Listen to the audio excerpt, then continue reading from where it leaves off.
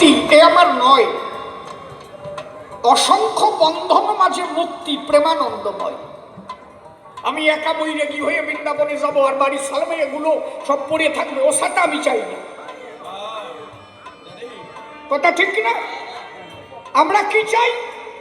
ছেলে মেয়ে বউ মা বাবা পরিবার সবাইকে নিয়ে আমরা উদ্ধার হব।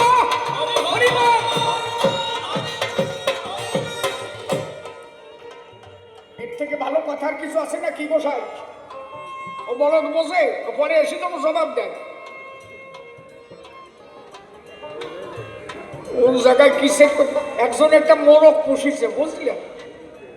একটা মোরগ পুষিছে আর ওই বুড়ির আঁঠুর পর একটা ফোড়া হয়েছে। এখন সার্জেন দেখাইছে, সার্জেন বলছে কি এ ফোড়া হয়েছে শিরার উপরে, এই ফোড়া যদি কাটতে যায় তাহলে শিরা কাটা যাবে, ওই বুড়ি আর হাঁটতে পারবে না।